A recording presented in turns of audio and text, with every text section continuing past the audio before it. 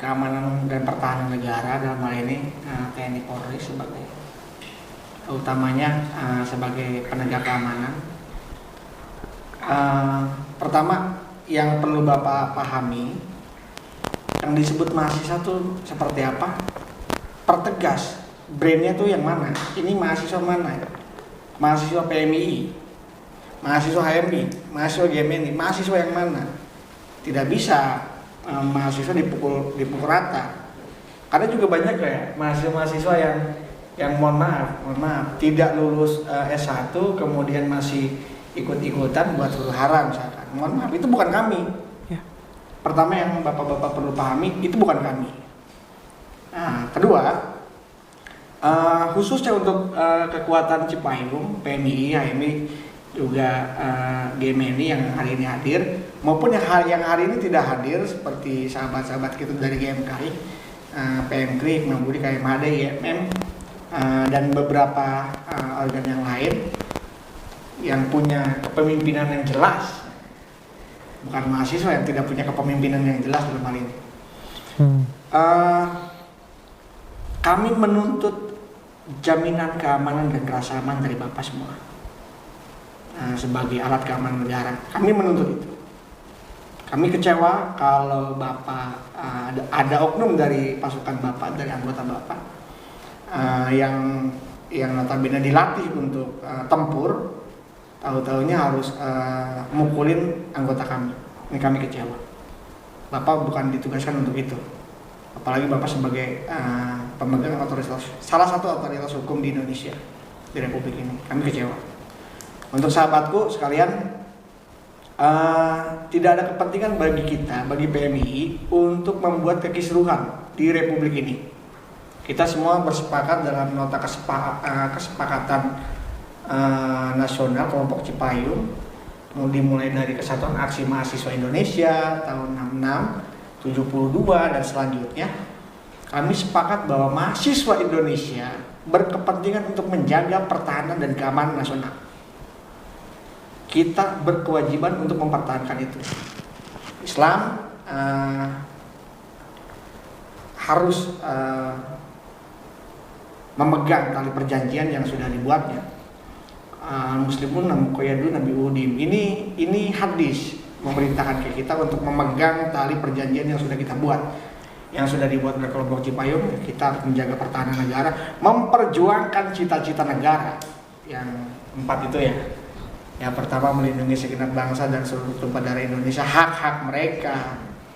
Nah, ini kenapa kita kemudian mau memperjuangkan hak-hak rakyat Indonesia, karena kita bersumpah untuk ini. Kedua, mendorong kesejahteraan umum. Kenapa kita tolak? Karena ini cenderung tidak pro terhadap masyarakat kecil. Ketiga, mencerdaskan kehidupan bangsa dan negara, punya kekuatan untuk terlibat dalam melaksanakan ketertiban dunia yang berdasarkan kepada kemerdekaan, perdamaian, dan keadilan sosial. Kita tidak punya kepentingan untuk kisruh, tidak punya kepentingan untuk chaos.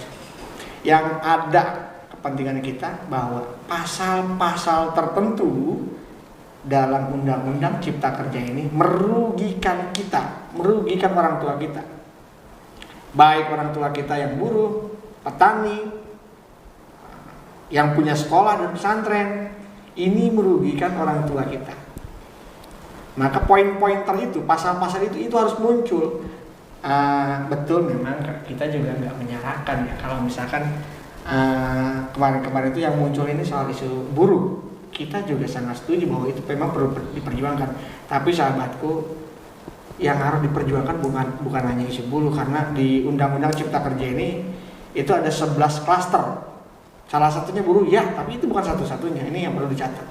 Instrumen yang lain harus diangkat, harus diperjuangkan, harus disuarakan, agar pemerintah tahu pasal ini memang mengancam hidup kita, hidup orang tua kita, hidup keluarga kita.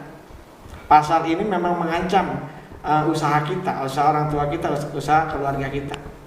Ini perlu dimunculkan. Kita fokus untuk memperjuangkan pasal-pasal supaya pasal-pasal ini diperbaharui, diperbaiki. Itu sahabatku. Untuk sahabat-sahabat yang kemarin aksi-aksi, ada yang ditangkap. Kemarin itu laporan dari Kabupaten Bekasi, itu ada ketua komisariat Universitas Pelita Bangsa itu kena bukan kena tembak peluru gas air mata, tapi kena tembak gas air mata yang notabene jaraknya hampir nggak lebih dari 1 meter. Kepalanya sampai retak, dan itu dioperasi. Alhamdulillah proses operasinya sudah berjalan dengan baik. Seluruh senior juga patungan untuk pembiayaan operasi kader kita. Ini kami sangat menyesalkan kejadian ini.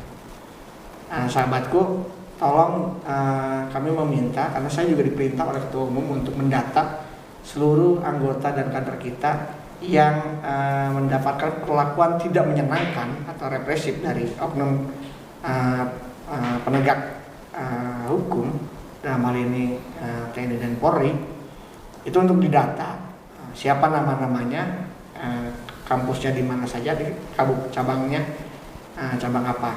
Kalaupun ada yang hilang itu juga perlu didata. Kita perlu mengadvokasi sahabat-sahabat kita, anggota-anggota kita yang memang tidak selayaknya untuk menerima perlakuan itu. Saya kira tidak ada alasan bagi kita untuk tidak memperjuangkan, menyuarakan kepentingan-kepentingan orang tua kita dan keluarga kita yang itu terancam oleh Undang-Undang Cipta Kerja ini. Karena kita pasti akan pulang ke rumah. Terima kasih. Ya, mantap sekali. Oke, lanjut gimana?